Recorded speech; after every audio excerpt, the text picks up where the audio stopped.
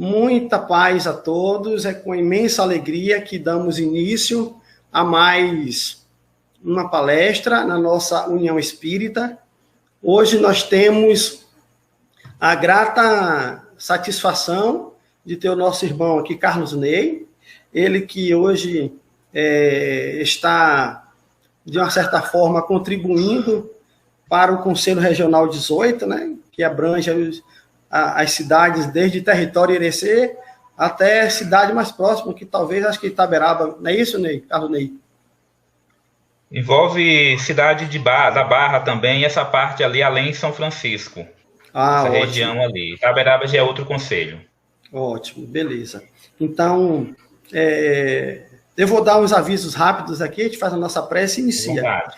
Exato, né? Então, na próxima semana, nós teremos também da região de Irecê, o nosso confrade Zenilton, muito conhecido nosso aí, né? Também radialista. E em outubro nós teremos a segunda jornada espírita, com um tema muito especial, que é a transição planetária e espiritualidade. Aí nós temos aqui no dia 23, de 23 a 25 de outubro, no dia 23 será a transição planetária e espiritualidade, hora de despertar, com Rosiane, ela é de Barreiras, é assim maravilhosa, excepcional mesmo. Dia 24, nós temos o tema 2 com pandemia, que lições nos traz? Para falar um pouco, né, sobre esse momento que estamos vivendo, com o Paulo de Tarso, também muito conhecido no movimento espírita baiano, no movimento espírita nacional. Não percam. E no dia 25, para encerrar, nós teremos a grata satisfação de termos o nosso diretor-presidente da Federação Espírita Baiana, André Luiz Peixinho, com o tema O Amor como Ferramenta de Transformação. Então, a nossa jornada espírita esse ano está espetacular. E lembrando que o nosso irmão Carlos Ney, que irá proferir a palestra O Suicídio na Visão Espírita, participou no ano passado conosco da nossa primeira jornada e foi, assim, maravilhoso mesmo. Então, vamos lá, né? Vamos fazer a nossa prece. Vamos rogar a Jesus que ele derrame suas bênçãos de misericórdia sobre todos nós, nesse momento, em especial aqueles mais necessitados, os que estão clausurados, estão nas penitenciárias, nos leitos dos hospitais, os idosos, as crianças, esses momentos que todos nós precisamos refletir da pandemia. Então, Jesus, sabemos que tudo é justo e necessário, e confiamos em Ti para que possa nos estimular ao nosso crescimento. Que assim seja. E hoje também invocando Maria de Nazaré, que ela tem um papel muito importante junto aos suicidas, e não vamos nos alongar, né? Deixar ir para Carlos Ney. Carlos Ney, nós temos a grata satisfação de ter você conosco aqui na nossa União Espírita Chique-Chique, que é a união de todos os centros espíritas, né, para divulgar a mensagem de Jesus por meio da doutrina espírita. Então, fique à vontade, faça suas considerações iniciais, e estamos aqui. Vou sair um pouco, mas estou acompanhando para ouvir a sua palestra aqui também. Gratidão, irmão Marcos. Gratidão a todos os amigos e amigas de Chique-Chique, a União Espírita de Chique-Chique. Parabenizo pela bela iniciativa de estar mantendo essas atividades, aproveitando essa oportunidade do momento. Espero que a transmissão esteja boa também, esteja aparecendo bem, o áudio também. E agradeço a oportunidade de discutir um tema tão importante, tão necessário como esse da noite de hoje, que é o suicídio na visão espírita. Antes de tudo, toda palestra, toda atividade que é feita na Casa Espírita, principalmente cursos, atividades expositivas, servem para trazer informações e instigar a procura, a continuidade da pesquisa. Não tem a ideia de esgotar o tema. Então, o mesmo ocorrerá hoje, até devido ao nosso tempo e ser um assunto muito amplo. Nós trarei aqui, a partir de alguns estudos, e rogo já a equipe iluminada de Maria que me inspire para que possa passar do melhor modo possível o resultado dos estudos relativos ao espiritismo e o suicídio. A questão do suicídio, infelizmente, é um grande tabu da humanidade. é um mito, existe muito medo, muito temor de se discutir esse tema, mesmo sendo um problema que atravessa já séculos e milênios. O homem, muitas vezes, se assusta com o suicídio, porém, como dizem os estudiosos da área, é uma pandemia hoje no mundo. A gente fala muito da pandemia do Covid-19, que infelizmente vem assolando o nosso planeta, muitas vidas, muitas famílias. Temos essa pandemia também do suicídio, que já existe há um tempo, e é uma pandemia silenciosa. E os autores dizem também, e silenciada, porque as pessoas têm medo de discutir. E aí eu quero trazer aqui um breve histórico de como Jesus já trazia esses ensinamentos. Suicídio, como eu falei, é um problema de milênios. Jesus, na sua grande encarnação missionária entre nós, nosso governador planetário, nosso guia e modelo, quando esteve entre nós aqui, ele já falava, primeiramente nos ensinou que Deus é amor. Deus é o nosso grande Pai, é o Deus amor, que nos criou para a vida plena, para a felicidade. E aí Jesus veio nos ensinar esse caminho de vivenciar o amor e a felicidade verdadeira, construindo o reino dos céus nos nossos corações, através da reforma íntima, do auto-melhoramento. E aí Jesus frisou muito o perdão e o auto-perdão, o amor e o auto-amor, que são bases fundamentais para que a pessoa não cometa o suicídio. Depois, Jesus havia dito que, segundo o Evangelho de João, enviaria um Consolador prometido para explicar o que ele veio explicar e a humanidade não conseguiu entender. Esse Consolador é a doutrina espírita. No ano de 1857, o professor Allan Kardec, ele codificando, sistematizando os ensinamentos dos espíritos, codificando a doutrina espírita, na primeira obra básica, o Livro dos Espíritos, dedicou algumas questões a tratar esse assunto diretamente. Já tratava ali sobre o suicídio. Tem um subtítulo, já no finalzinho do livro, nas questões 943 a 957, já intitulado Desgosto da Vida, Suicídio, em que já apresenta ali motivos do suicídio, que a gente vai discutir daqui a pouco, e consequências também. Naquela época, Kardec, a doutrina espírita, já trazia. E continuou na Revista Espírita com alguns artigos, no Evangelho segundo o Espiritismo, tem mensagens também. Em obras póstumas, também tem até uma colocação de que Kardec já antevia, por lógica, que o suicídio desde crianças até adultos, teria uma tendência de crescimento, e lá ele explica o motivo. E na obra O Céu e o Inferno, nós temos relatos verdadeiros, relatos reais de espíritos que morreram e depois desencarnaram, pelo suicídio, contando como eles ficaram no mundo espiritual, narrando a sua situação. Logicamente que nem toda situação é igual, cada tal vida, tal morte, do mesmo modo que cada um de nós aqui temos um estilo de vida diferente, individual, vamos ter também a morte relativa, a morte com a consequência de acordo com o nosso estilo de vida.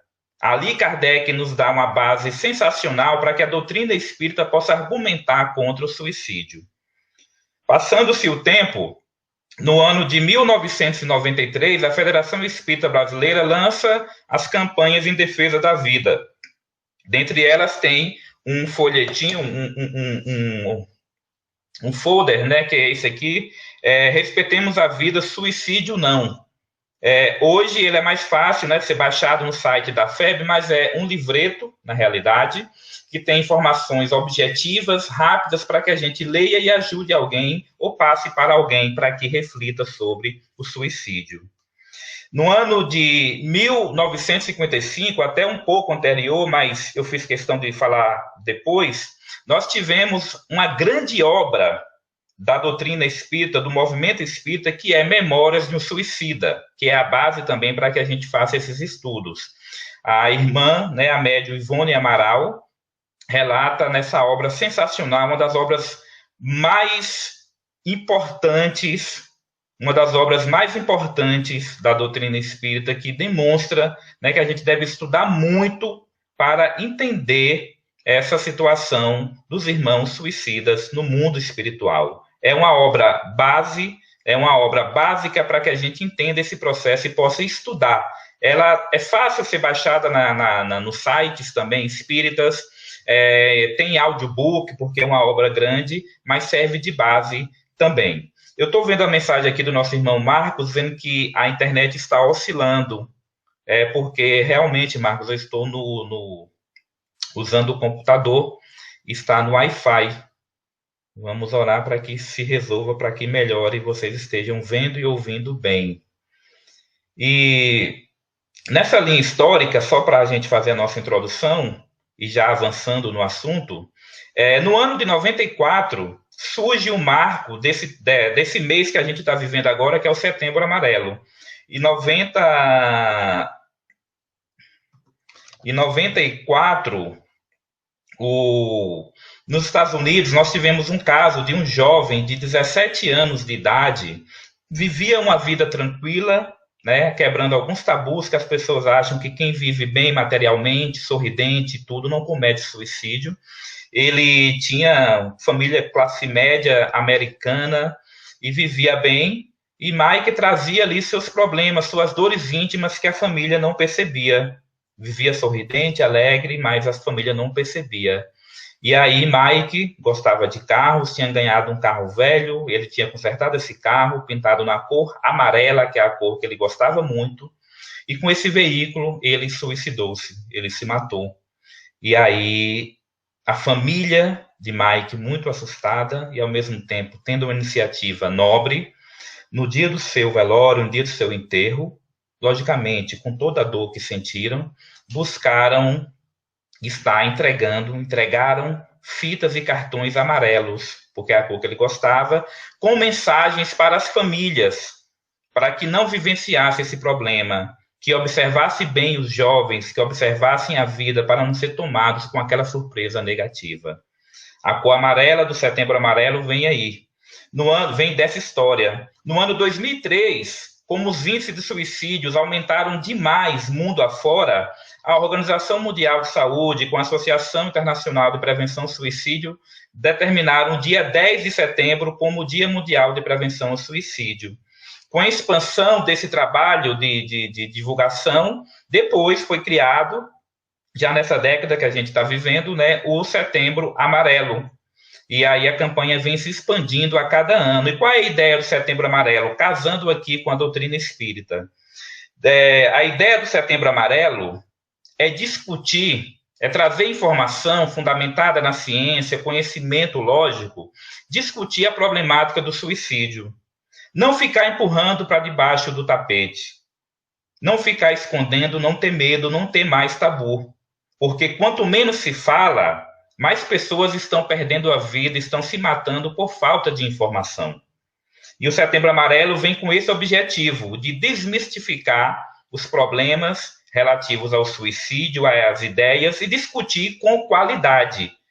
Tanto que um dos lemas da campanha é: falar é a melhor opção, porque devemos falar francamente, abertamente, claramente sobre esse tema, sem assustar e sem, ao mesmo tempo, estar instigando as pessoas, porque um dos mitos que é colocado é que se fala do suicídio, vai atrair, a pessoa vai conhecer e vai praticar. Não é verdade. A falta de informação é que leva a família, primeiramente, a não observar a pessoa que está com a tendência ao suicídio, e a falta de informação é que faz a pessoa também não procurar a ajuda devida, né, que ela precisa.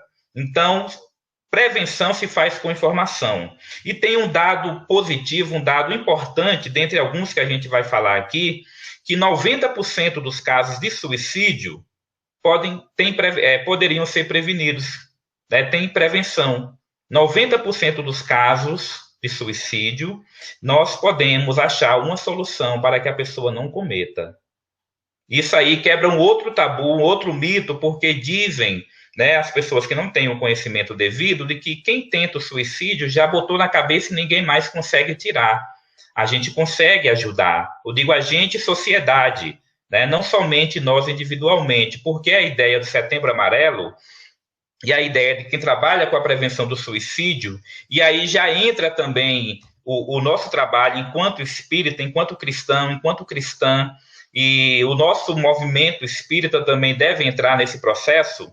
A ideia é criar uma rede de proteção para as pessoas com tendência ao suicídio, que inclui o papel do Estado, o papel da sociedade civil organizada, o papel de instituições de ensino, principalmente dos cursos da área de saúde, e ONG, Centro Espírita, outras instituições religiosas, e nós, né, enquanto cristão, enquanto cristã, com dever ético, moral, como Jesus nos ensinou, de estar levando a mensagem positiva, ajudando as pessoas a não cometerem esse ato. Infelizmente, os dados do suicídio só estão crescendo. A nível de mundo, a média anual chega perto de 1 milhão. Porém, os estudiosos, a própria Organização Mundial de Saúde, coloca que esses dados podem ser 20 vezes maior, porque existe ainda um preconceito até hoje de se colocar, por exemplo, na certidão de óbito que a pessoa morreu pelo suicídio.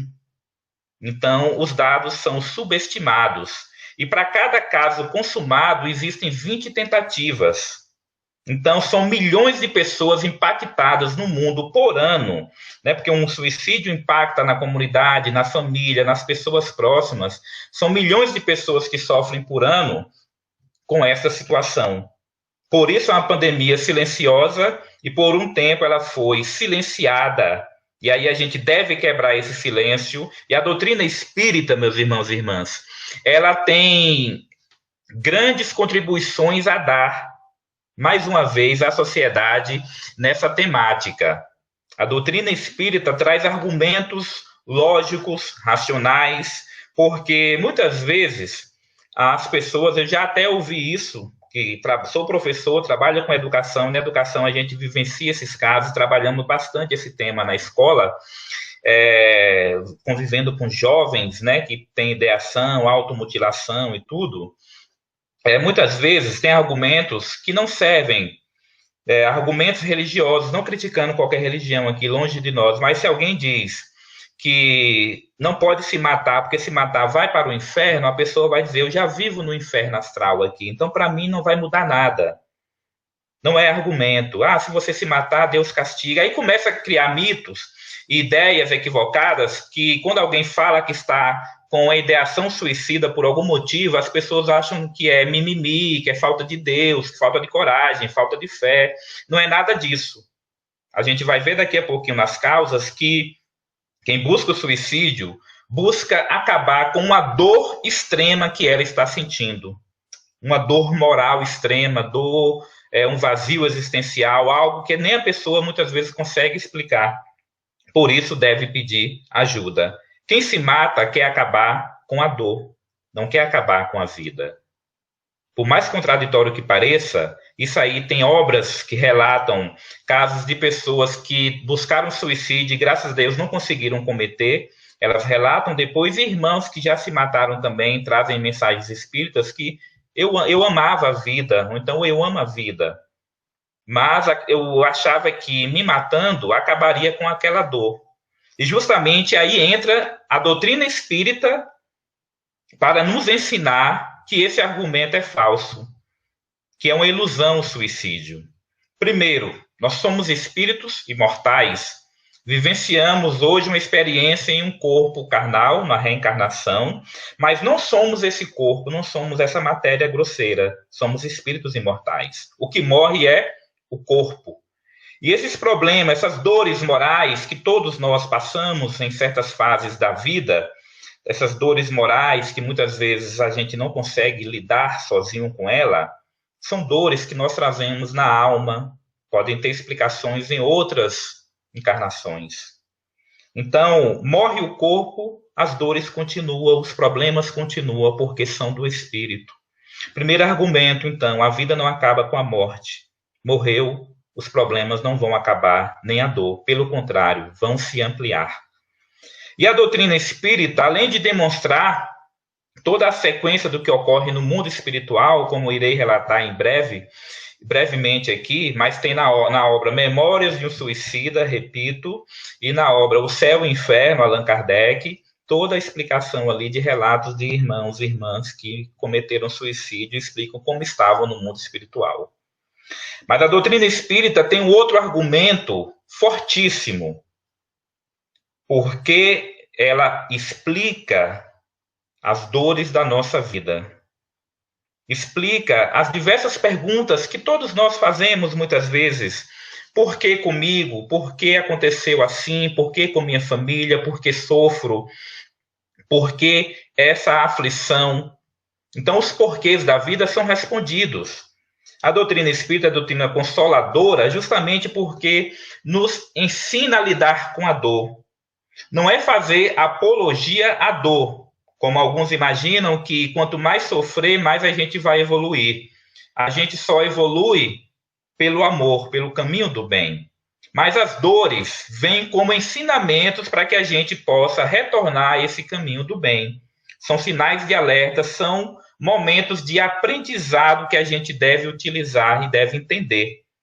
Então, as dores, conforme o Evangelho segundo o Espiritismo, nós temos no capítulo Bem-aventurados aflitos, se não tem uma explicação de algo que é dessa encarnação atual,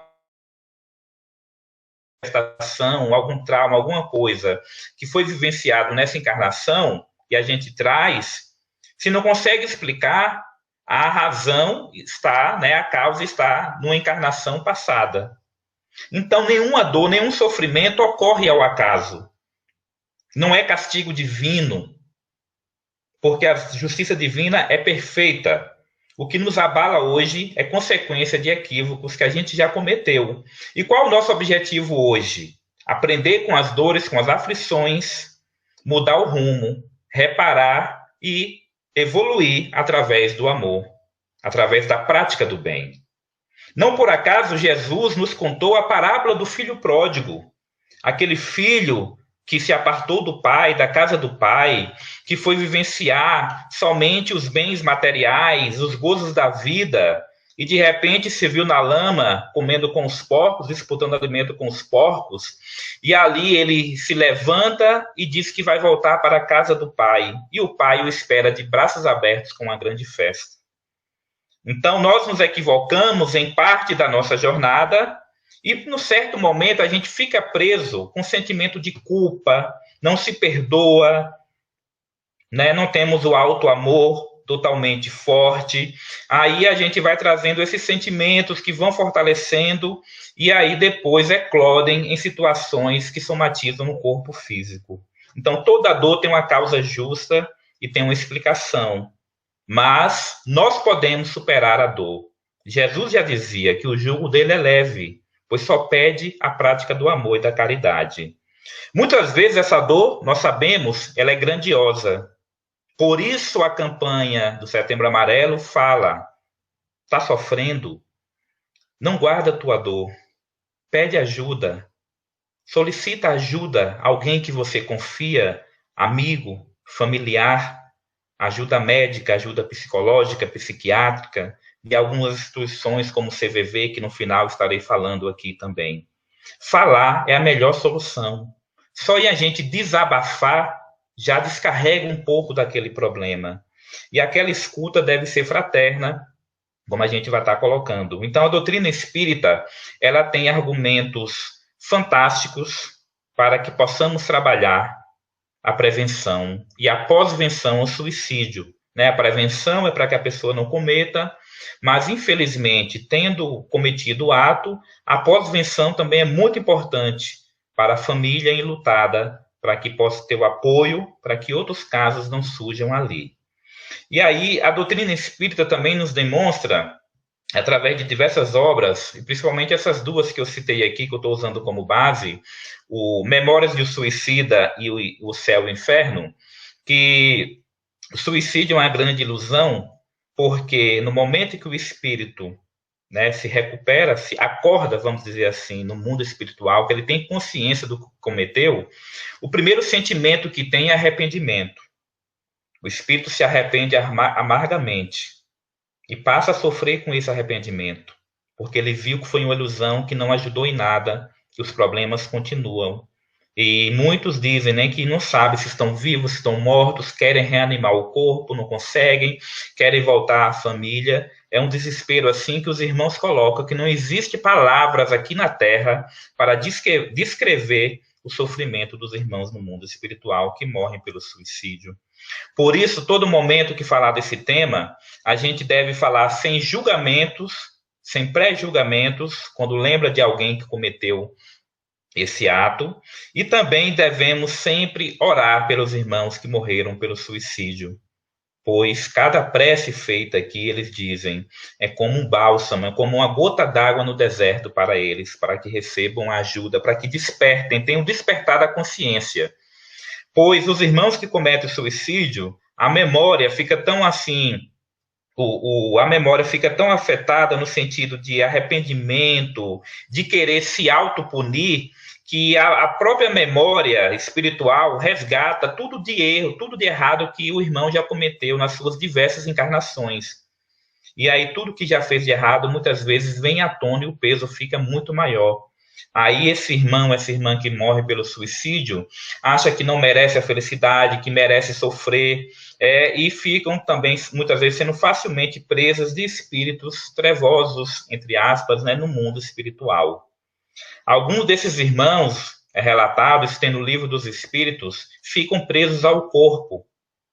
E aí aquela sensação, não sei se estou vivo, não sei se estou morto, o corpo está ali parecendo que tem ainda energia para viver. É porque cada um de nós, antes de reencarnar, tem um planejamento de um período que a gente vai ficar aqui. E aí quando a gente cumpre totalmente esse planejamento, ótimo. Quando a gente vai antes desse planejamento, é suicídio, direto ou indireto. Então, se a pessoa tinha no planejamento reencarnatório que ficar 80 anos aqui, na atual encarnação, e com 50 anos comete o suicídio, aqueles 30 anos, né, de fluidos energéticos, de vida, fluido vital, ainda ficam rondando o corpo. Não tem a vida orgânica, mas ficam rondando, e isso prende o espírito ao corpo, que é um grande sofrimento também. Não é castigo divino, são situações lógicas explicadas que acontecem para que o irmão, né, entenda que é uma grande ilusão. Em nada melhora a vida quem comete. Né? Somos espíritos imortais, devemos buscar a ajuda devida aqui na Terra, hoje, enquanto estamos aqui na nossa jornada evolutiva. A família não é por acaso. Nós estamos numa família não por acaso, existe um planejamento. Então, a família é a primeira sociedade que a gente vive, e é onde a gente deve ter o aprendizado da moral, educação moral, e devemos nos ajudar. A família tem esse dever de observar-se, né? Eu digo observar-se porque todo mundo deve se observar para se ajudar. Nós não estamos na mesma escola, faculdade, trabalho ao acaso, nenhuma vida se liga a outra ao acaso. E se estamos juntos hoje, é porque precisamos um dos outros e temos algo a ajudar. E aí vamos levar essas informações. Tem irmãos na obra Memórias do Suicídio, também no Céu e Inferno, que dizem: se eu soubesse que a vida não acaba com a morte, se algum amigo tivesse me demonstrado isso, eu não teria cometido suicídio.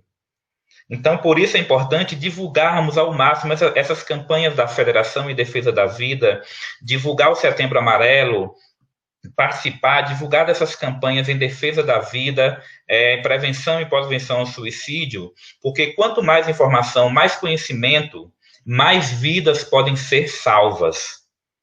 E aí a gente deve lembrar, dentro do amor que Jesus nos ensinou, uma vida é um mundo. Nós podemos, com o trabalho, não salvar, não evitar 1 milhão de suicídios, mas se a gente conseguir evitar um, já é uma grande vitória. Nós temos esse dever ético-moral. E daqui a pouquinho, na reta final, a gente vai falar o papel do centro espírita também. Então, como a doutrina espírita nos demonstra as causas do suicídio, eu adiantei as consequências porque estava na lógica do ensinamento da doutrina, mas as causas que levam ao suicídio, que tem até a ver com os tabus que a gente vai discutir na sequência, tem muita ligação com o que hoje os estudiosos vêm colocando, os estudiosos de saúde mental. Então, dentro do arcabouço de conhecimento da doutrina espírita, nós temos que as causas do suicídio, justamente no plural, são causas multi. Às vezes existe um fator precipitador, ou um fator que é chamado de gatilho, muitas vezes. E aí a gente vai entender isso. Mas geralmente as causas são múltiplas. Não dá para se pré-julgar e dizer que tal coisa levou aquela pessoa ao suicídio. Pode ser que tal acontecimento precipitou a ideia que ela já trazia e as pessoas não percebiam. Então, no Livro dos Espíritos, nós temos que a busca pelo suicídio, ela é resultado, muitas vezes, de efeito de ociosidade, falta de fé e saciedade. Falta de fé no sentido assim, fé na vida, fé em si mesmo. A pessoa acha que não merece, que não consegue, que não evolui, que não vai à frente, que não merecia estar aqui, que as pessoas ao seu redor, muitas vezes, nem mereciam a presença dela. A ociosidade também. É por isso que a gente vê muitas vezes artistas, pessoas famosíssimas, que teriam tudo para a felicidade material cometendo suicídio, porque tem tudo materialmente, mas não tem espiritualmente, ainda tem aquele vazio existencial dentro de si e acha que se matando vai acabar com aquela dor. Então, esse vazio, essa perda de sentido da vida são causas. Estão interligadas aí com transtornos mentais que acabam aparecendo. Só que isso já leva à quebra de um tabu. Tem um tabu que diz que todo depressivo vai cometer... todo suicida é um depressivo. Isso não é verdade. Estudos apontam que nos casos de suicídio consumado, ou não consumado também, de 40% a 60% dos casos, as pessoas traziam transtornos mentais, principalmente depressão. Então, não significa que todo suicida era um depressivo, todo mundo que tem ideação suicida é um depressivo. Ela está presente como um fator forte, mas não é o único. Então, vão se interligando. Descrença e falta de esperança, como já foi colocado. Pensamento materialista. O que nós falamos no início. O principal argumento da doutrina espírita. O materialista, ele acredita somente na matéria, no poder terreno, no poder da matéria, e acha que morreu, acabou. Por isso acha que matando o corpo acaba todos os problemas. Mas não é assim. A vida não acaba com a morte. Nós somos espíritos imortais. Qualquer pessoa que acredite que existe algo além da matéria é espiritualista. E a doutrina espírita está dentro dos espiritualistas. Mas temos um conjunto de conhecimentos que nos leva a esse caminho que Kardec nos ensinou a trilhar. Então, o pensamento materialista deve ser combatido. Né? No próprio Livro dos Espíritos, nós temos que um dos objetivos da doutrina espírita é justamente, entre aspas, assim, destruir o materialismo na Terra. Devemos difundir, levar à frente a ideia de imortalidade, que somos espíritos imortais, né? Que somos filhos de Deus, criados para a felicidade, que a nossa vida não se resume a esse momento da matéria e nem os problemas que a gente vive hoje. Esses problemas serão resolvidos, a gente vai conseguir resolver, com o tempo a gente vai conseguir, né, fazer esse trajeto de resolver os problemas, buscando ajuda. Muitas vezes não é fácil, muitas vezes é algo que vai demorar muitos anos, mas tem solução. Todo problema tem solução. E tem uma causa lógica. Egoísmo e orgulho. Quando eu digo egoísmo e orgulho, tem uma citação, né, um exemplo no livro Memórias de um Suicida, que eu vou falar rapidamente aqui, que o irmão comete suicídio por puro orgulho. Ele era rico, né, vivia na nobreza em Portugal, ele tinha uma riqueza hereditária, não trabalhou para ter aquela riqueza, conseguiu facilmente e perdeu aquela riqueza, aquele dinheiro, em vícios materiais, em jogos, tal. E aí ele, ao ver que ficaria pobre, falido, preferiu se matar do que assumir a pobreza. Orgulho, egoísmo. Não queremos criticar aqui, dizer que todo mundo cometeu, não. É só um fator que entra, que está lá ensinado no Livro dos Espíritos. E como é que a gente combate o orgulho e o egoísmo? Praticando bem, a humildade, sabendo, né, assumindo que errou, buscando fazer diferente, não achando que é pior do que alguém porque está numa situação diferenciada. Todos somos filhos de Deus. A pessoa que comete suicídio, já falei aqui, vou reforçar, não é um ato de coragem, como alguns imaginam, não é um ato de covardia. A pessoa busca acabar com a dor. É uma dor que ela não sabe lidar naquele momento e ela acha que acabando com a vida acaba com a dor. É o principal mecanismo que os irmãos que têm a ideação suicida acabam buscando. Acabar com essa dor. Por isso a gente diz, a campanha de Setembro Amarelo, a própria doutrina espírita nos conclama isso. Peça ajuda. Outro fator é a falta de conhecimento sobre a continuidade da vida, como eu falei na estante. Irmãos já citaram, se eu soubesse que a vida não acaba com a morte, não teria feito suicídio cometido. Existem fatores externos também, que vão desde ambientes pesados, psicosfera pesada, contaminação fluídica, assédio espiritual, obsessão, pode o obsessor vai a pessoa diretamente a cometer, mas ela vai sugerir, vai dar ideias e vai potencializar o que a pessoa já traz de ideia de suicídio. Pois os obsessores se aproveitam de brechas que a gente deixa. Tem casos que já foram relatados o seguinte, que tem espírito que fica no ouvido, vai, se mata, se mata. Você vai ver como do outro lado é melhor, como tudo vai se resolver. Tem uns que até mostram, dentro de tal gaveta tem uma arma, vai lá e pega. Então, dão sugestões negativas de casos mais graves de obsessão também e tudo. Existe todo um contexto espiritual também, né, que envolve muitas vezes o caso de suicídio, aí entra o trabalho das casas espíritas para ajudar no processo, e tudo isso se liga a diversos fatores biopsicossociais. Então a pessoa já traz no seu íntimo um vazio, aquela dor na alma, não conta para ninguém. Às vezes as pessoas acham que a pessoa está vivendo bem, não acreditam depois quando ela comete, e aí a pessoa já trazia as dores, mas não falava. De repente o casamento dela acaba, foi o fator precipitador, e aí ela se mata. E aí às vezes as pessoas dizem, fulano se matou porque acabou o casamento, acabou o namoro, ou foi a perda de um emprego. Não é o único fator, são fatores múltiplos, só a investigação da vida da pessoa para saber. Por isso, ninguém pode julgar se estivesse no lugar dela, se cometeria o mesmo ato ou não. A gente deve orar e ajudar. Então, dentro do contexto, a pessoa tem a predisposição ali, já está com a ideação e o fator precipitador ocorre. Por isso é importante, constantemente, o afeto familiar, o afeto das pessoas, quando perceber, como a gente vai falar já daqui a pouquinho, que a pessoa está um pouco diferente, está mais ali quietinha, mudando a sua rotina, buscar ajudar aquela pessoa sem julgamentos. Pois, às vezes, um fator precipitador é justamente dentro de casa, quando a pessoa já está fragilizada e quem está do seu lado não acredita, o desdenha, ou até desafia a pessoa a fazer aquilo. Dentro do processo de falar é a melhor solução, hoje já se trabalha muito na campanha, né, o Centro de Valorização da Vida e outros projetos de escutatória, escuta fraterna, como no atendimento fraterno das casas espíritas, trabalha-se muito hoje também a escuta qualificada, porque a gente deve se munir de muitas informações para saber falar, saber ajudar a pessoa que busca a nossa ajuda. Por isso, prevenção se faz com informação, por isso a gente deve aderir, participar da campanha do Setembro Amarelo e trabalhar essa campanha durante todo o ano, durante toda a nossa existência. Devemos se informar ao máximo para que quando algo aparecer, a gente possa ajudar.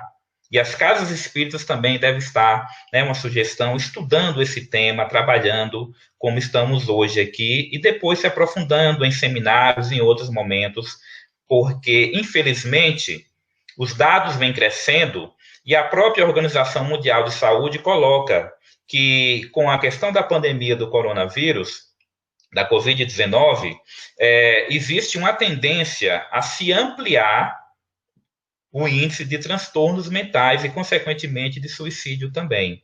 Já existem estudos iniciais sobre o que está ocorrendo nesse momento que a gente estava vivendo, mais do recolhimento social, nessa volta aos poucos, e as consequências depois que a gente vai ter no ano que vem, principalmente. Então, é algo para a gente prestar atenção, estar se planejando para ajudar mais e mais pessoas. Imagine pessoas que perderam o emprego, que perderam um certo padrão de emprego, pessoas que tinham toda uma rotina corrida, depois não souberam mais o que fazer com essa rotina quando ficaram em casa, pessoas que às vezes nunca tinham ficado sozinhas ou só com a família, não sabem lidar, não se conhecem, não conhecem a família, e aí pode gerar, né, esses transtornos, como a própria OMS e os estudiosos da prevenção do suicídio estão colocando. E aí, vamos trabalhar agora, entrando aqui já na nossa reta final, alguns tabus e depois como trabalhar a prevenção, né, mais fortemente. Como eu falei no início, a campanha do Setembro Amarelo, só encostar mais aqui para ficar melhor na câmera, a campanha do Setembro Amarelo é uma campanha que busca trazer informação qualificada, como a doutrina espírita, conhecimento lógico, racional, com base científica para ajudar. Não é qualquer tipo de conhecimento somente para animar a pessoa e depois aquilo não ajudar de verdade. E aí, dentro dos trabalhos, dos estudos, foram percebidos que existem muitos tabus, além do silêncio, né, do medo de trabalhar o tema, quando se conversa da forma equivocada. Por isso existem manuais para a área de saúde fazer o acolhimento, existem manuais para a mídia trabalhar esse tema do suicídio, existem manuais surgindo para a educação, para trabalhar, saber lidar, com essas situações. Então, a gente deve ter informação qualificada. E alguns tabus a gente deve desmistificar para que o processo possa avançar. Então, rapidamente, a gente vai ver aqui alguns tabus. Primeiro, aquele que já falamos. O suicida não busca o fim da vida, e sim o fim da dor que sente, né? Então, não é ato de covardia nem de coragem, como alguns colocam. Não é covardia nem coragem. A pessoa busca acabar com a dor, que é extrema, e ela, naquele momento, não está sabendo como lidar. Infelizmente, não pediu ajuda. Então, não é covardia nem coragem, como alguns imaginam. Quem fala que vai se matar não comete suicídio. É um outro tabu. Os estudos apontam que 2/3 de quem buscou o suicídio, e consumou ou não, vinha dando pistas e vinha falando. A gente vai ver isso daqui a pouco. Então, se a pessoa fala uma vez que quer, a gente deve prestar atenção. Não considerar como brincadeira, não desdenhar. Outro tabu. Se alguém fala que vai se matar, não há nada que possa ser feito. Já tinha falado sobre isso, quero reforçar. Existe sim. Se a pessoa colocou a ideia, ela pode ser tirada, pode ser trabalhada. Às vezes rapidamente, às vezes vai demorar. Às vezes numa simples conversa com um amigo, às vezes com um tratamento especializado. Mas pode sim tirar. Tanto que os estudos apontam que 90% dos casos de suicídio, né, podem ser evitados. 90% pode ser evitado. O outro tabu, quem fica só tentando suicídio não vai se matar. Tipo assim, a pessoa tentou uma vez, não deu certo, aí as pessoas ao redor acham, tá vendo, ela já tentou e não conseguiu, não vai tentar de novo. É um grande tabu. Geralmente, dos fatos consumados, grande parte já tinha tentado uma vez. É um grupo de risco. Não quer dizer também que quem tentou uma vez para sempre vai tentar, não, mas é um grupo de risco que merece atenção e acolhimento, como a gente vai ver daqui a pouco. Um outro tabu que eu já até relatei, mas quero reforçar, é que dizem que somente doentes mentais ou clinicamente deprimidos fazem tentativas de suicídio. Não é. São fatores né, são múltiplos fatores, como a gente comentou anteriormente, que envolvem a ideação suicida. A pessoa já traz ali no seu íntimo aquela ideia ou constrói aquela ideia com o tempo. E muitas vezes com um transtorno mental instalado, como a depressão ou outros, isso aí potencializa, mas não é um fator único. 40% a 60% tem a depressão dentro, mas não é um único fator, mas também merece atenção e buscar o tratamento. O suicídio hereditário, não é, isso é falso. Infelizmente, existem estudos que apontam o seguinte, numa família que ocorreu o suicídio, então aquele luto, aquela marca, aquele trauma é tão forte que às vezes leva a uma outra pessoa da família também buscar o suicídio. Por isso existe a pós-venção hoje, né? Mas não significa que é hereditário no sentido que teve um suicida hoje. Uma consequência de quem comete o suicídio para o espírito, na realidade, duas consequências são o seguinte: de acordo com o tipo de suicídio, aquela marca vai ficar no perispírito. E numa outra encarnação, numa próxima encarnação, vai ficar somatizada no perispírito, vai vir para o corpo físico como uma doença. Então, se a pessoa, por exemplo, se matou com um tiro na cabeça, numa outra, isso aí violou tão fortemente o perispírito na zona da cabeça, né, que está ligado ao corpo físico na cabeça, que numa outra encarnação a pessoa pode vir com sérias dores de cabeça que não acha a causa, consequência de um ato que cometeu lá atrás. É só um exemplo, não quero dizer que todo mundo tem dor de cabeça, foi isso, mas as marcas ficam. E muitas vezes ficam as marcas morais também. A pessoa que comete suicídio, numa outra encarnação, ela vem com a ideia novamente, vem com aquela prova, com aquela expiação ali ainda. E aí, mais ou menos, numa época parecida com a da outra encarnação, ela pode buscar novamente, mas não quer dizer que quem cometeu numa encarnação vai cometer na outra. Ela tem até uma maior chance por questões que ficam marcadas na memória espiritual, mas não é hereditário, né? Crianças não cometem suicídio, é outro grande tabu. Infelizmente, vem aumentando muito entre crianças o suicídio, e tentativas também.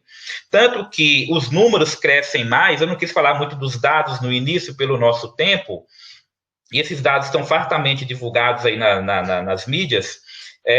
O público que mais cresce hoje em relação ao suicídio é o público jovem, de 16 a 35 anos. É a faixa etária que mais tem suicídio, e nessa faixa etária o suicídio já é a segunda causa de morte, só perdendo para acidentes automobilísticos. Então, jovem, geralmente o público que mais comete suicídio, o grupo de risco, são pessoas acima de 65 anos, que têm uma situação que muitas vezes não são valorizadas nessa idade, ficam praticamente, em alguns casos, né, esquecidas pela família e tudo. É o público maior de risco, mas hoje vem ampliando entre os jovens e também entre crianças. Então, é um mito. E aí, um fator interessante dentro desses tabus para a gente analisar é que quem busca o suicídio deixa pistas. Ainda bem que deixa pistas, porque assim a gente pode ajudar. E já entrando aqui na nossa reta final mesmo, vamos trabalhar com esse foco na prevenção. Então, existem, segundo os estudos, situações de alerta para a gente ficar ligado, porque pode estar ocorrendo do nosso lado. Eu mesmo comecei a discutir, logicamente, com os estudos da doutrina espírita, já tinha feito até palestra no ano 2010, 2011, 2012. Mas no ano 2013, numa visita das caravanas da fraternidade a uma comunidade rural, a um povoado, eu fiquei assim, assustado quando uma colega que era educadora disse que na sua sala de aula, naquela comunidade, crianças de 7 a 10 anos de idade estavam se automutilando e falando em se matar. Eu, enquanto professor, comecei, a partir daquele dia, a ficar mais ligado no estudante que estava comigo, lado a lado, na escola. Logicamente, não é o nosso papel oficial, logicamente, a gente não pode tomar conta de centenas de alunos, mas a gente começa a observar melhor. E aí, na própria escola que eu trabalho, né, eu vi uns colegas começaram a falar que no banheiro tinha fra, então a gente começou a trabalhar a campanha do Setembro Amarelo aí na escola, e fomos percebendo que vários casos, né, de ideação suicida existem perto de nós e a gente não observa. E, infelizmente, esses casos também não são observados pela família. Muitas vezes depois vem o susto, mas quando vai verificar bem, lá atrás pode ter, poxa, ela já tinha falado que iria cometer, já demonstrava, estava diferente, chegou. Então, a gente tem que observar, tem que prestar atenção. A prevenção se faz com informação e se faz com observação, com acolhimento. Existem algumas frases de alerta, quando a pessoa diz, eu preferia estar morto, eu não posso fazer nada, eu não aguento mais, Eu sou um perdedor e um peso para os outros. Os outros vão ser mais felizes sem mim. São frases de alerta, além de outras. No dia que eu sumir, você vai ficar bem. No dia que isso. Então, são frases que às vezes as pessoas desdenham e não acreditam. E a gente deve prestar atenção. E aí, além dessas frases de alerta, existem comportamentos de alerta. Quando a pessoa passa a se preocupar demais com a morte, passa até a organizar as contas, pagando as contas, falando de tudo, falando às vezes de herança, falando disso, falando daquilo, começa tipo a se organizar para morrer, é um sinal de alerta, começa a falar de morte, de algo assim, começa a pesquisar também sobre isso, né? Pesquisas, tanto que o Google, por exemplo, que é um dos maiores buscadores na internet, quando a pessoa digita lá, quero me matar, o que fazer para o suicídio, eles já fizeram um trabalho há alguns anos que a pessoa é direcionada diretamente para o CVV. Mas, por outro lado, infelizmente, existem sites que instigam, que ensinam as pessoas, inclusive crianças, a cometer o suicídio. Por isso, também, as redes sociais que as pessoas frequentam é muito importante para a gente saber, monitorar e vigiar. Frases que a pessoa coloca lá e tudo, é muito importante estarmos atentos. Expressão de ideias ou de intenções suicidas, né? Quando a pessoa começa a falar as frases e preparar-se. Tendência ao isolamento, era uma pessoa extrovertida, fica mais introvertida, uma pessoa que vivia no conjunto, de repente se tranca ali no seu quarto, no seu ambiente, aqueles sinais ali, tá o maior calor, a pessoa está com a roupa de frio, é um sinal que pode estar se automutilando, ficando sozinha, é um sinal para a gente também ir perceber e conversar. Tem a questão dos 4Ds, depressão, desesperança, desamparo e desespero, que a doutrina espírita consegue trabalhar muito bem, logicamente, dar a base, mas não fazer tudo, porque existem profissionais de saúde especializados também para ajudar, mas depressão, desesperança, desamparo e desespero são situações que a gente deve prestar atenção. Diminuição ou ausência de autocuidado, a pessoa fica mais desleixada consigo mesma, não se importa, é um sinal também para a gente observar. Mudanças de alimentação e sono, ou dorme demais ou não dorme, ou come demais ou não come, também são sinais de alerta. O uso abusivo de drogas e álcool, infelizmente, drogas e álcool também são fatores precipitadores. A pessoa tem ideação, mas não tem coragem, mas no momento que usa algo que muda a sua mente, ela tem a coragem e comete. Os estudos apontam droga e álcool também como fatores precipitadores do suicídio, e a pessoa usando demais, fugindo ali, né, para esse uso, é algo, um sinal de alerta. Um desejo súbito de concluir seus afazeres pessoais, alteração no humor, diminuição do rendimento escolar, no trabalho também, e automutilação. É uma lista de fatores assim que os estudiosos colocam para a gente prestar atenção e monitorar. E se a gente percebe que isso está ocorrendo, como é que devemos agir? Existe também um passo a passo de como a gente agir. Existem 4 passos para ajudar uma pessoa sobre o risco de suicídio. O primeiro é converse, né? A conversa, o desabafar, o falar é a melhor solução, e ouvir fraternalmente também. Tem que saber ouvir. Então, a conversa. Se percebeu que a pessoa está com esses indicadores anteriormente falados, chame a pessoa para uma conversa franca, clara, aberta. Agora, ouvir sem pré-julgamentos, sem susto, sem querer dar solução rápida para o problema. Ouvir com empatia, com amor, com carinho. Conversar para que a pessoa desabafe e falar que está ali para ajudá-la, ver se ela melhorou e encaminhar para ela buscar tratamentos outros. Acompanhar, não é só conversar e deixar. Converse com a família, se a família não sabe, vai acompanhando a pessoa, o que ela está publicando, o que ela está fazendo, monitorando, sabendo como ela está, como é que ela está, vai mandando mensagem, conversando, para que a pessoa se sinta ali acolhida e se sinta também monitorada.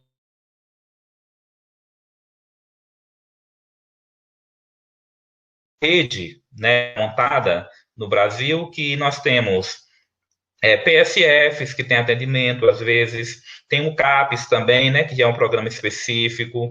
Nós temos, a depender da situação, se a pessoa já buscou cometer, levar uma UPA, um hospital, atendimento emergencial, liga para o SAMU, para a PM, o que você achar que pode ajudar naquele momento extremo, deve buscar ajuda, mas principalmente a ajuda de profissionais da área de saúde mental, psicologia, psiquiatria, principalmente, é o caminho certo. Além também de buscar ajuda no momento emergencial, no CVV e outras redes de atendimento que hoje estão atendendo online também. O CVV, que é o Centro de Valorização da Vida, atende 24 horas por dia com o telefone gratuito 188. Liga 188 e vai ser atendido, vai conversar, vai desabafar, e aí o CVV está fazendo, em média, 3 milhões de atendimentos por ano, segundo os estudos. Então, imagina o quanto está ajudando a humanidade aqui no Brasil, o Centro de Valorização da Vida. Atende também através de outras redes sociais, que daqui a pouco eu vou frisar. Mas tem centros espíritas que também têm um atendimento fraterno, que a gente pode encaminhar a pessoa. Nesse momento, o atendimento online, atendimento virtual é uma alternativa por telefone, né, pelo WhatsApp. Então, existem alternativas hoje de várias casas espíritas fazendo esse atendimento.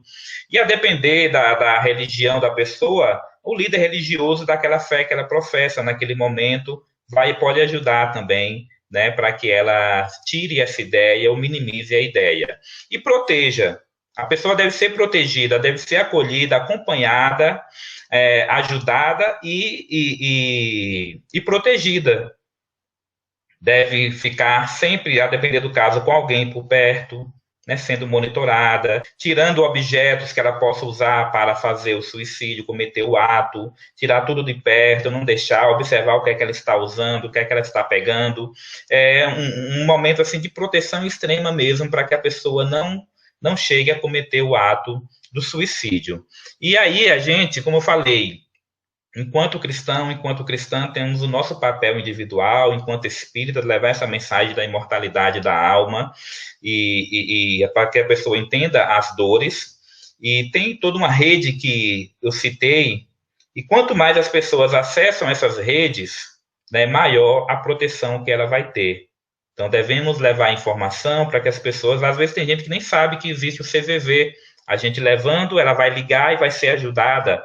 Às vezes a pessoa não sabe que existe um CAPES, que tem um PSF que pode atender, que tem atendimento fraterno, gratuito, atendimento até de psicólogos, ou que ela pode, né, tentar uma consulta pelo SUS, ou pagar também. A gente deve estar levando e integrando a pessoa na comunidade. Trabalho no bem é uma grande base também para que a pessoa envolva sua mente.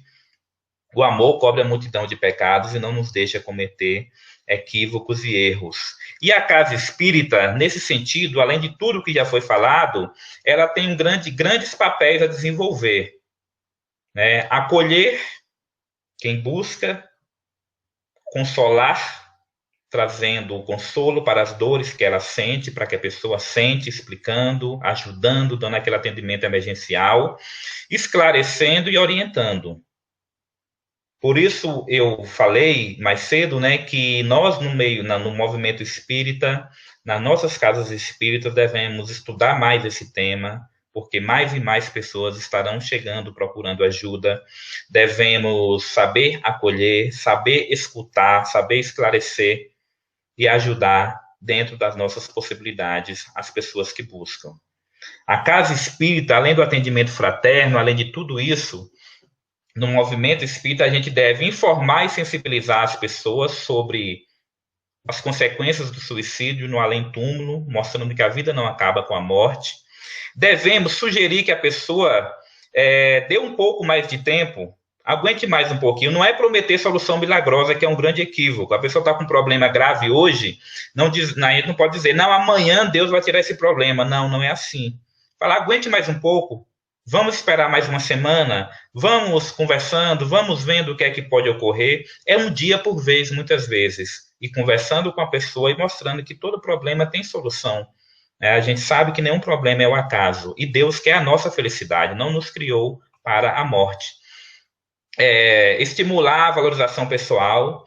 Muitos casos de suicídio, o fator precipitador é o bullying, né? É o preconceito, é o racismo, é a desvalorização da pessoa. A gente deve, em todos os ambientes, trabalhar e estimular a valorização pessoal. Todos nós temos defeitos e temos virtudes. Por que não olhar mais para as virtudes que a pessoa tem? Ser diferente não é defeito, a diferença faz parte da nossa existência, da nossa vida. Então, devemos trabalhar em vários ambientes e estimular a valorização pessoal. A casa espírita também pode oferecer tratamento energético espiritual. A pessoa é acolhida, atendimento fraterno, pode receber um passe em que vai ali reequilibrar suas energias, fortalecer a água fluidificada para que ela possa beber, levar para casa. Trabalhos de desobsessão, a depender do caso, à distância. Momentos de doutrinária, de esclarecimento. Então, nós temos um conjunto de ações que podemos ajudar a tratar, a ajudar as pessoas com a tendência, né, ao suicídio. Devemos sempre criar uma psicosfera saudável, falar com as pessoas para que vivam no seu dia a dia um ambiente de energias saudáveis. Em casa, a gente deve estar buscando, na maior parte do tempo, assistir programas bons, programas positivos, seja na TV, ouvindo programas de rádios bons, assistindo palestras boas, lendo livros que trazem ideias boas, notícias boas, não ficar com a maledicência, não ficar comentando sobre coisas ruins do mundo. Olhar o lado bom, não é se enganar com o mundo, mas olhar o lado bom e buscar sempre ter essa psicosfera positiva no ambiente que a gente vive e na nossa vida, no nosso dia a dia. Orar e vigiar constantemente, Jesus dizia. Orientar as pessoas e na casa espírita também criar grupos de autoajuda para esse processo. A psicoterapia, a terapia farmacológica, devemos orientar que a pessoa, por mais que tenha um tratamento também espírita, no centro espírita, ela deva procurar a ajuda de um psicólogo, psiquiatra, né, para avançar no processo, sendo necessário, e às vezes também tem que ter o remédio, né, tem que ter alguma medicação, a depender do caso, né, que a gente não sou da área, não posso dizer, mas é natural que às vezes ocorra. Também tem remédios naturais e tudo. E dentro dessa psicosfera saudável, foi lembrado aqui, o Evangelho no Lar, logicamente, né? O Evangelho no Lar é trazer Jesus para o lar. Realizar o Evangelho, o momento de autoiluminação do lar, discutir, de aprender com o Evangelho de Jesus para que a gente medite e vivencie o Evangelho no dia a dia. Devemos orar sempre pelos irmãos suicidas, irmãos que estão com ideação suicida também, para que não cometam esse ato. Devemos hoje participar da campanha do Setembro Amarelo, divulgando nas nossas redes sociais, na nossa família, nos ambientes que a gente vive, buscar se aprofundar no assunto, ler mais, levar conhecimento para as casas espíritas, para as pessoas que nos procuram. E tem uma grande referência, como eu falei, que é o CVV, Centro de Valorização da Vida, que tem muita informação. O CVV, basta a gente botar CVV, o YouTube tem um canal com vários vídeos e palestras que a gente pode estar assistindo, aprendendo e divulgando. Inclusive, ensina a criar grupos de ajuda à prevenção ao suicídio. O CVV faz o atendimento direto, via Facebook, via Instagram, via Twitter, outras redes sociais, por e-mail também, atendimento@cvv.org.br, e tem um site. Entrando no site dá para ver tudo. O site é www.cvv.org.br,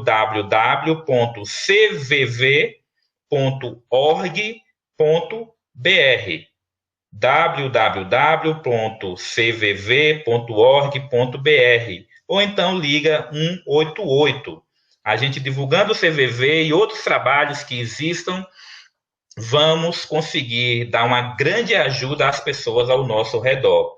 E aqui, fechando de verdade, a nossa mensagem final, que justamente está no livretinho da campanha de prevenção ao suicídio, uma mensagem do Evangelho segundo o Espiritismo, que nos diz: a calma e a resignação adquiridas na maneira de encarar a vida terrena e a fé no futuro dão ao espírito uma serenidade que é o melhor preservativo da loucura e do suicídio. reforçando a calma e a resignação de entender que somos espíritos imortais, que temos toda uma vida pela frente, para além do corpo físico, que todo problema que existe hoje, toda dor, toda aflição, tem um motivo de existir, uma causa, e tem também um motivo de trazer aprendizado, e se a gente não consegue sozinho, a gente deve pedir ajuda. Peçamos ajuda, é humildade, e humildade é virtude ensinada pelo Cristo. Se não estamos aguentando sozinho, vamos pedir ajuda. Falar é a melhor solução. Gratidão pela atenção, meus irmãos e irmãs. Espero humildemente ter contribuído com a discussão desse tema. Agradeço mais uma vez o convite dos irmãos de Xique-Xique, a companheira Neta, que tinha feito o contato inicialmente, o amigo Marcos, e a todos do Movimento Espírita. Que Jesus nos fortaleça, nos ilumine hoje e sempre. Meu irmão, nós é que agradecemos, e inclusive eu acompanhando aqui nos bastidores, eu diversas vezes me emocionei pela sua fala e também pelos comentários que as pessoas colocaram aqui, né? A gente deu para perceber que, inclusive, algumas pessoas que participaram tiveram familiares, né, que cometeu esse ato. E isso, de uma certa forma, acaba nos tocando, né?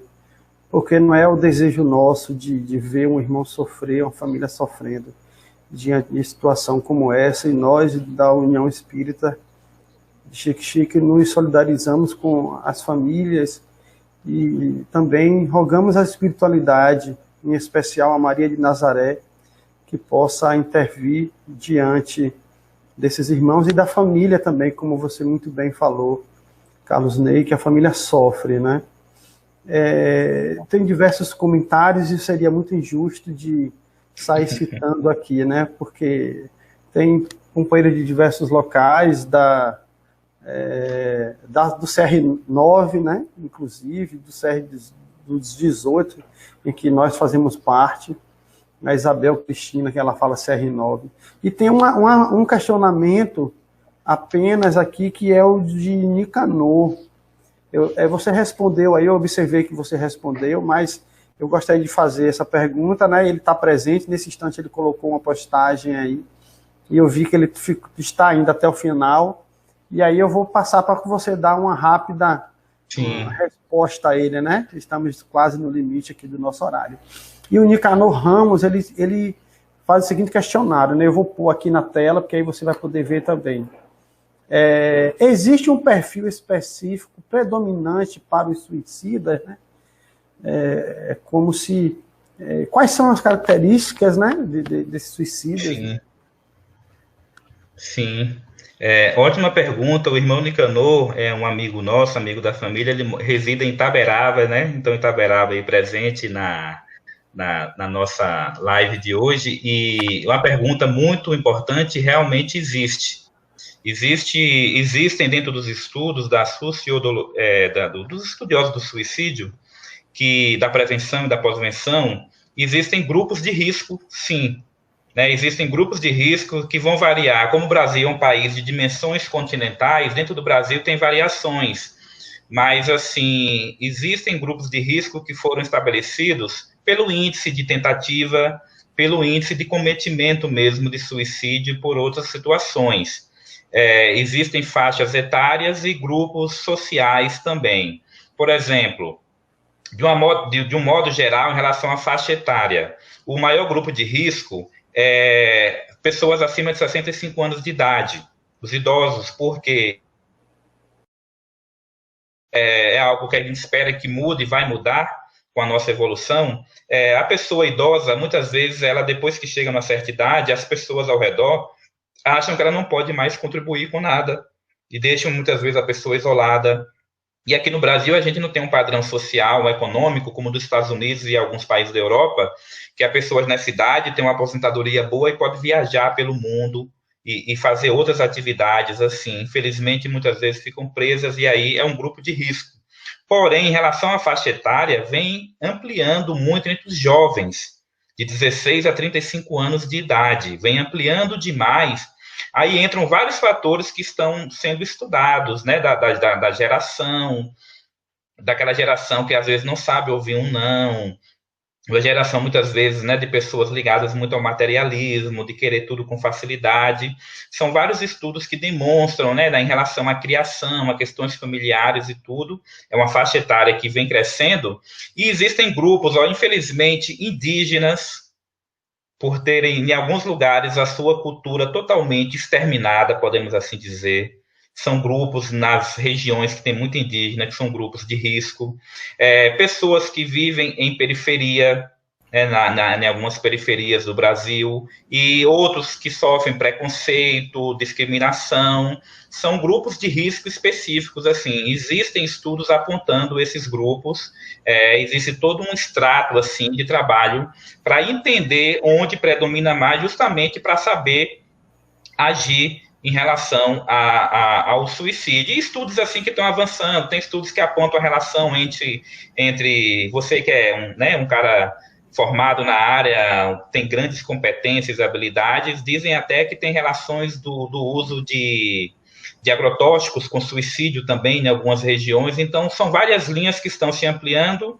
Como a gente falou, era um tabu o suicídio, é algo novo, assim, os estudos mesmo profundos, e facilmente a gente consegue estar identificando e até passando esse material para quem quiser estar lendo também. Eu sugiro um livro de André Trigueiro, jornalista André Trigueiro, que é Viver é a Melhor Opção. E lá no CVV a gente vai ter vários estudos também, como falei, mostrando.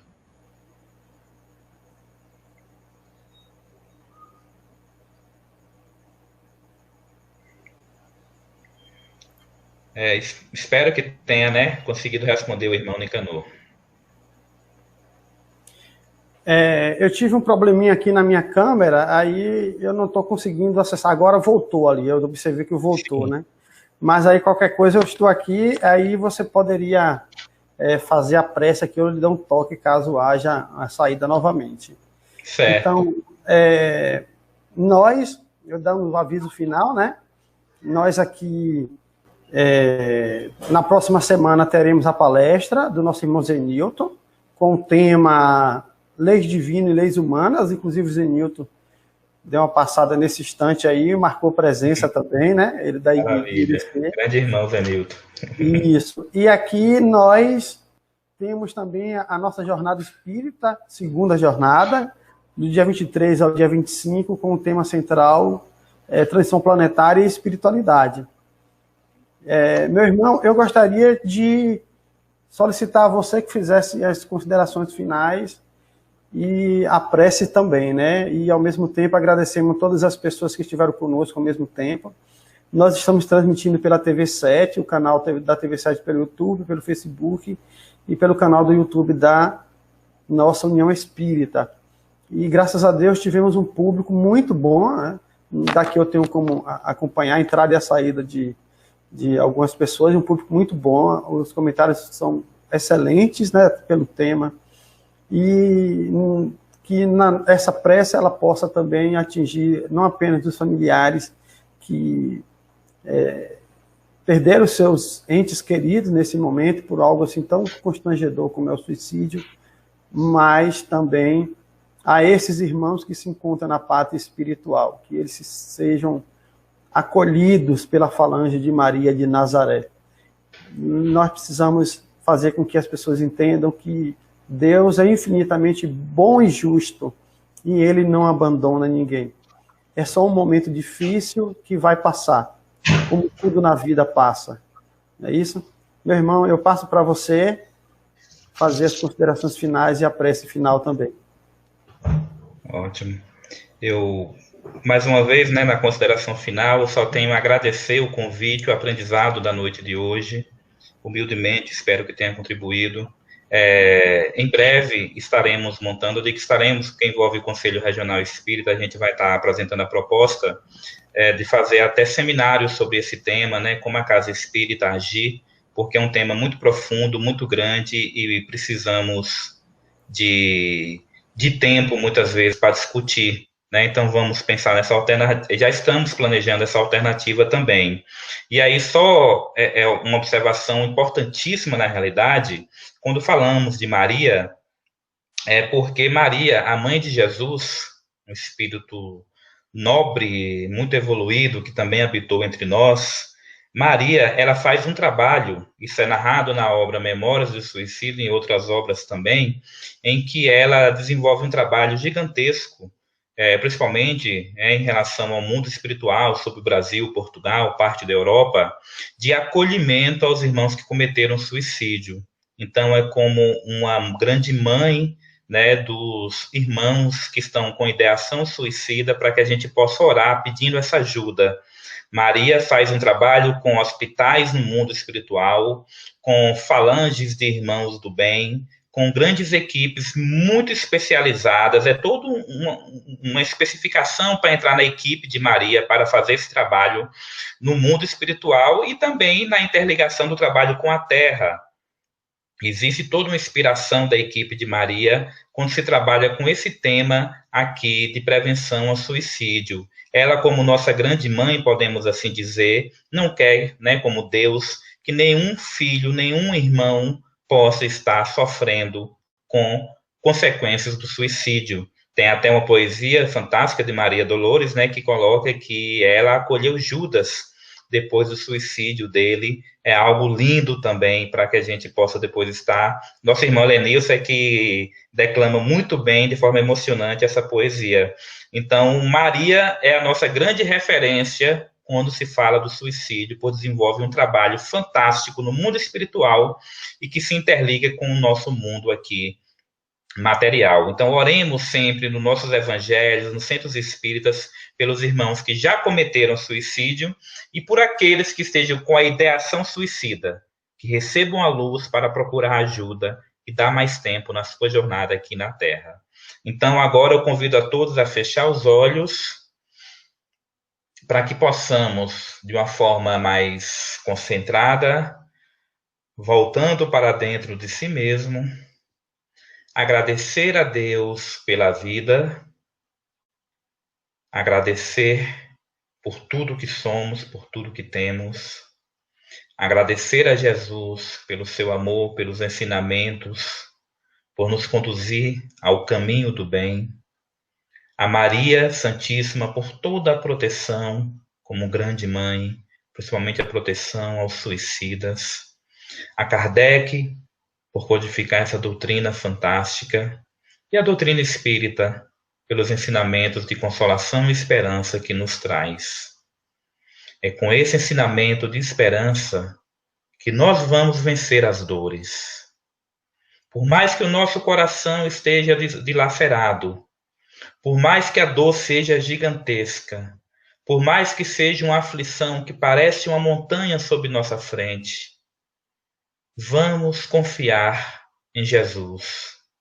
Vamos confiar no seu amor.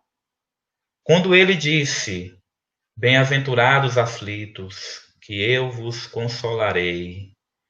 A dor, como dizia Chico Xavier, é a dor amiga, que nos leva ao aprendizado e do aprendizado à evolução. É a dor que nos leva à humildade de pedir ajuda, de receber ajuda. É a dor perto de nós que nos faz ter o sentimento de caridade. Sem a dor, a gente não iria perceber muita coisa no mundo. Ainda é necessária, mas um dia não habitará mais esse planeta. Depende de nós. Então, nesse momento que falamos sobre o suicídio, vamos buscar vencer as nossas dores, sozinhos ou pedindo ajuda. Vamos nos colocar à disposição de pessoas perto de nós que também estejam passando por dores e dificuldades. Pois a verdadeira caridade não é aquela que espera a dor bater a nossa porta ou passar perto de nós. A verdadeira caridade é aquela que vai na fonte, que procura as dores para assim consolar. Enquanto espíritas, nós temos muito aprendizado, muito conhecimento para ajudar na consolação. Façamos a nossa parte. Gratidão, Deus, por tudo. Gratidão aos amigos da União Fraterna de Xique-Xique. Gratidão pela vida.